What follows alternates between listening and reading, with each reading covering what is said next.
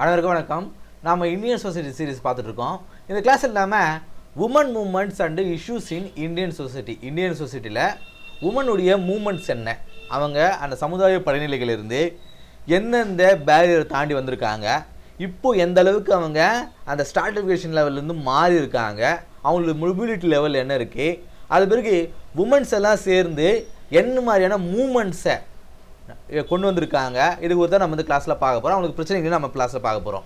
So evolution of women movements in India, அதாவது பெண்களுக்கு எதிரான அவங்களுக்காக சாதகமான மூமெண்ட்ஸ் என்னென்னலாம் நடந்திருக்கு அப்படின்னு பார்க்கும்போது 2-3 கிளாசிஃபிகேஷன் நம்ம பார்த்துருவோம். ஃபஸ்ட்டு ப்ரீ இண்டிபெண்டன்ஸ் ஃபேஸ், அதாவது சுதந்திரம் வாங்கிறதுக்கு முன்னாடி அவங்களுக்கு என்னென்ன உமன்ஸுக்கான சாதகங்கள் என்னென்ன நடந்திருக்கு அப்படின்னு பார்க்கும்போது பிஃபோர் 1947, அதாவது ப்ரீ இண்டிபெண்டன்ஸ் ஃபேஸ் அப்படிங்கிறது ஃபோக்கஸ் சோஷியல் ரிஃபார்ம் கொண்டு வராங்க, எஜுகேஷனாக, widow remarriage, child marriage abolition, இது எல்லாமே அப்போ கொண்டு வராங்க. இப்போது 1947 முன்னாடியே நம்ம பார்த்துருப்போம்.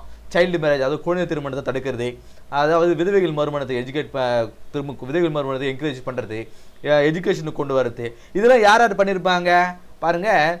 ரிலீஜியஸ் ரிஃபார்ம்ஸ்னு பாருங்கள், சோஷியல் ரிஃபார்ம்ஸ்னு நம்ம ஒரு சாப்டர் இருக்கும் மாடர்ன் ஹிஸ்ட்ரியில். அதில் இவங்க எல்லாருமே வருவாங்க. யார் யார்?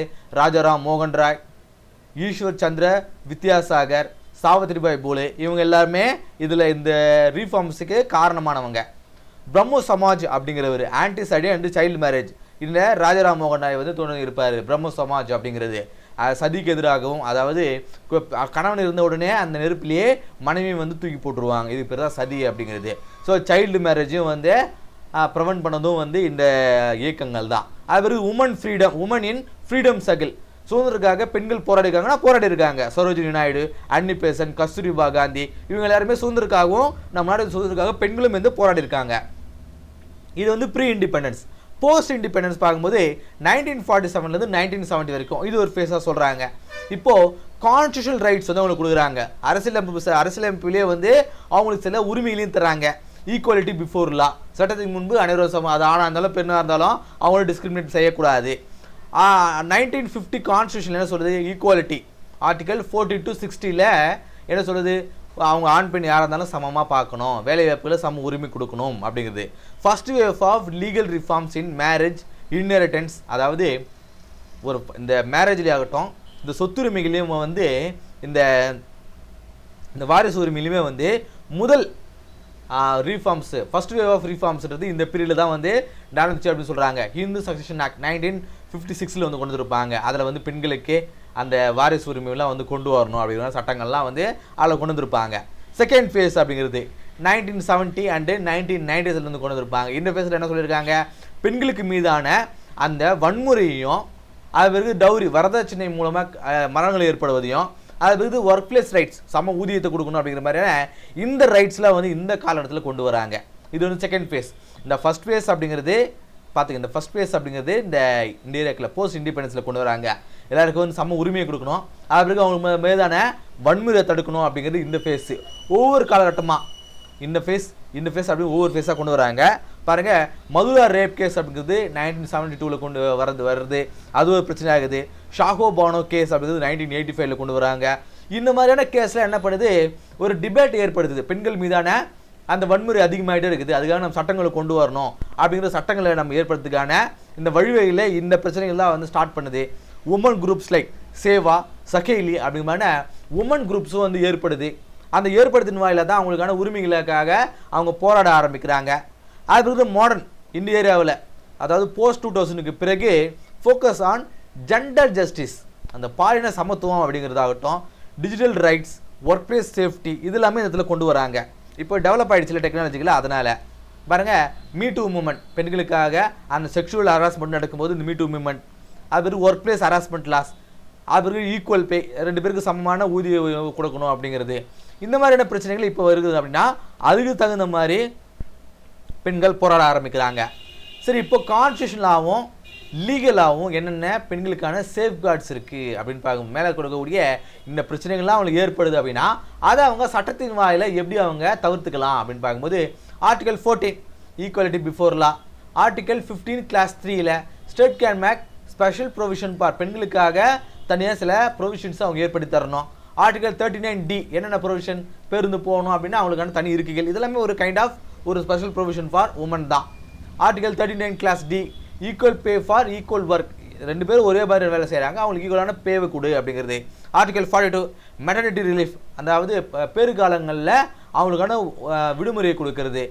எம்டிபி ஆக்ட் 2021 கொடுக்குறாங்க, அதாவது சேஃப் அபார்ஷன் ரைட், அதாவது பெண்களுக்கு கருக்கலைப்பு செய்யக்கூடிய உரிமையை கொடுக்கறது.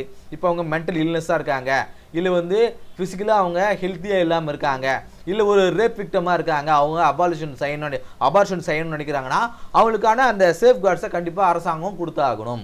அப்புறம் போஷ் ஆக்ட் அப்படிங்கிறது 2013 கொண்டு வராங்க. இந்த போஷ் ஆக்ட் அப்படிங்கிறது prevention of sexual harassment and work place நடக்கக்கூடிய இந்த செக்ஷுவல் ஹராஸ்மெண்ட்டை ப்ரிவென்ட் பண்ணுறதுக்கான ஒரு சட்டம். Prohibition of child marriage act அப்படிங்கிறது 2006 கொண்டு வராங்க, 6 கொண்டு வராங்க, அதாவது குழந்தை திருமணம் தடுப்பு சட்டங்க. கிரிமினலைஸ் சைல்டு மேரேஜ், அதாவது குழந்தை திருமணம் அப்படிங்கிறது ஒரு கிரிமினலைஸ் ஆக்ட் அப்படிங்கிறது சொல்கிறாங்க. டொமஸ்டிக் வயலன்ஸ் ஆக்ட், அதாவது 2005 கொண்டு வராங்க. வீட்டுகளில் ஏற்படக்கூடிய வன்முறைகள், அதாவது இந்த சிலிண்டர் வெடித்து மாமையை இறக்குறது, கணவனே வந்து மனைவியை துன்புறுத்துறது, எல்லாமே டொமஸ்டிக் வயலன்ஸ். இது வந்து ப்ரொடெக்ட் உமன்ஸ் ஃப்ரம் அப்யூசிங்லேருந்து உமன்ஸை பாதுகாக்கிறதுக்காக. சரி, இப்போது major issues faced by the women. இப்போது உமனுடைய மூமெண்ட்ஸ் என்னென்னு பார்த்துட்டோம், அதுக்கான கான்ஸ்டியூஷனல் ப்ரொவின்ஷன்ஸையும் லீகல் ப்ரொடெக்ஷன்ஸும் நம்ம பார்த்துட்டோம் இல்லையா. இப்போ சமுதாயத்தில் பெண்கள் என்ன மாதிரியான சேலஞ்சஸை இஷ்யூஸை ஃபேஸ் பண்ணுறாங்க அப்படின்னு பார்க்கும்போது சோஷியலாக எக்கனாமிக்கலாக ஒரு 5 கேட்டகரி சொல்கிறாங்க. ஃபர்ஸ்ட் நம்ம சோஷியலாக பார்க்கும்போது, சமுதாயத்தில் பார்க்கும்போது பேட்ரியாரிக்கி ஆணாதிக்கம் அங்கே அதிகமாக இருக்குது, டவுரி வரதட்சணை கொடுமை இருக்குது, ஜெண்டர் பேஸ்ட் வயலன்ஸ் இருக்குது, பெண்கள் மீதான தாக்குதல் அப்படிங்கிறது அதிகமாக இருக்குது, ஏர்லி மேரேஜ், குழந்தைய சீக்கிரமாகவே அவங்களுக்கு திருமணம் செஞ்சு கொடுத்துட்றாங்க.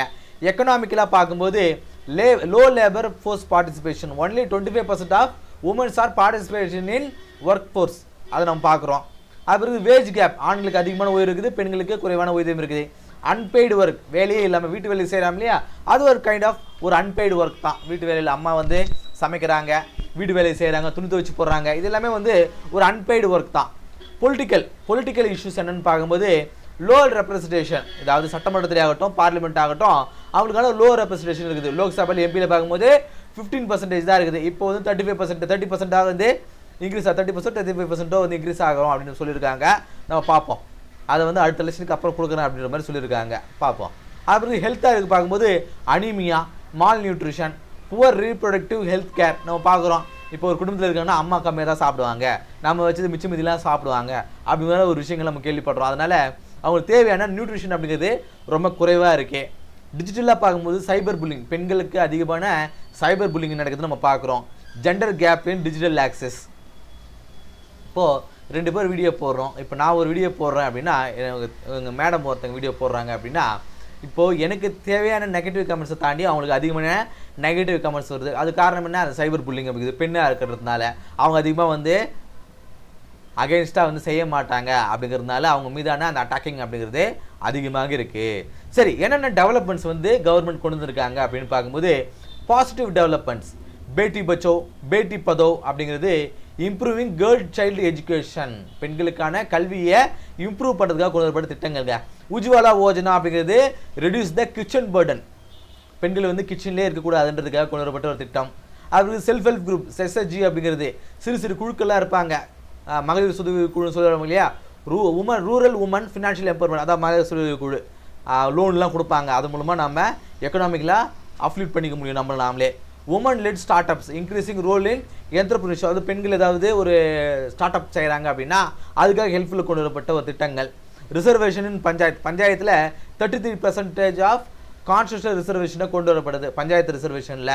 இப்போது இந்த மாரி ஒரு பஞ்சாயத்து இருக்குது அப்படின்னா ஒரு 33% வந்து பெண்களுக்கான அந்த அங்கீகாரத்தை கொடுக்கணும் அப்படிங்கிறது. சரிங்களா, இதெல்லாம் நம்ம பார்க்குறோம்.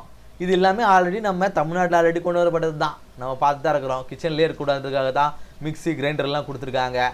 அதெல்லாம் முடிஞ்சிட்டு நீங்கள் வந்து வெளியே வந்து வேலை செய்யுங்க அப்படிங்கிறத தமிழ்நாடு எப்பவுமே ஒரு ஃபார்வர்ட் ஸ்டேட் தான், கரெக்டாக. சரி, உமன்ஸ் மூமெண்ட்ஸ், என்னென்ன உமன்ஸ் மூமெண்ட்ஸ் கொண்டு வந்திருக்காங்க அப்படின்னு பார்க்கும்போது பெண்களாக சேர்ந்து, இதெல்லாம் வந்து பெண்களுக்காக மற்றவங்க சேர்ந்தது. இப்போ பெண்களே என்னெல்லாம் செஞ்சுருக்காங்க அவங்க ஒன்றிணைஞ்சு அப்படின்னு பார்க்கும்போது சிப்கோ மூமெண்ட். இந்த சிப்கோ மூமெண்ட் என்ன அப்படின்னா இந்த உத்தரப்பிரதேஷ் ரீஜனில் நடந்திருக்கும், உத்தரகாண்ட்னு நினைக்கிறேன்.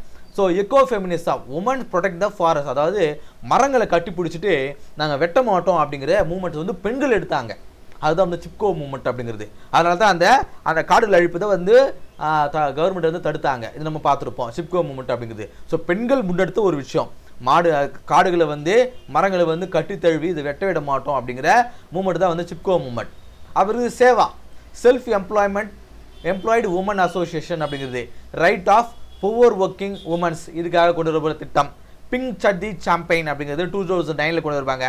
ப்ரொடெக்ட் அகெயின்ஸ்ட் மாரல் போலீசிங், அதாவது அம்மானாலே அப்படி தாங்க நமக்கு எல்லாம் கொடுத்துருவாங்க, அவங்க எதுவும் சாப்பிட மாட்டாங்க அப்படிங்கிற இந்த மாரல் போலீசிங். அதே போல் பெண்கள் வந்து இந்த மாதிரி தான் உடனே அணியணும், அவங்கள வந்து தெய்வம், இது மாதிரியான மாரல் போலீசிங்லேருந்து நாங்கள காப்பாற்றிக்கிறதுக்காக. Me too India sexual harassment awareness, நான் இதனால் பாதிக்கப்பட்டேன் அப்படின்னு எல்லாரும் முன்னாடி வரும்போது தான் அதுக்கான சட்டங்கள் ஏற்படுத்தும் அப்படிங்கிறது மீ டு இந்தியா. அதே போல் ஆஷா ஒர்க்கர்ஸ் நம்ம பார்க்கலாம். இந்த கோவிட் டைமில் ஆஷா ஒர்க்கர்ஸ் அப்படின்றாங்க இல்லையா, இவங்களாம் பெண்களாக சேர்ந்தவங்க, இது ஒரு உமன் குரூப் தான். இப்போ அவங்களுக்கான அந்த வேஜஸும் வந்து சரியாக கிடைக்க மாட்டேன்றதையா நம்ம பார்த்துட்டு இருக்கோம். சரியா? இப்போ ப்ராக்டிஸ் கொஸ்டினுங்க. Which of the following laws addresses sexual harassment at the work place in India? இந்தியாவில் இருக்கக்கூடிய இந்த செக்ஷுவல் ஹராஸ்மெண்ட், வேலை செய்யக்கூடிய இடங்களில் இந்த செக்ஷுவல் ஹராஸ்மெண்ட் நடக்குது இல்லையா, இது தடுக்கிறதுக்காக கொண்டு வரப்பட்ட சட்டம் என்ன? ஏவா, பியா, சியா, டியா? இந்த 4 ஆப்ஷனில் எதுங்க சரியான ஆன்சரை கீழே கமெண்ட்டில் சொல்லுங்கள். இந்த கிளாஸ் உங்களுக்கு யூஸ்ஃபுல்லாக இருந்திருக்கும் அப்படின்னு நினைக்கிறேன். அடுத்த கிளாஸ் சந்திப்போம். நன்றி.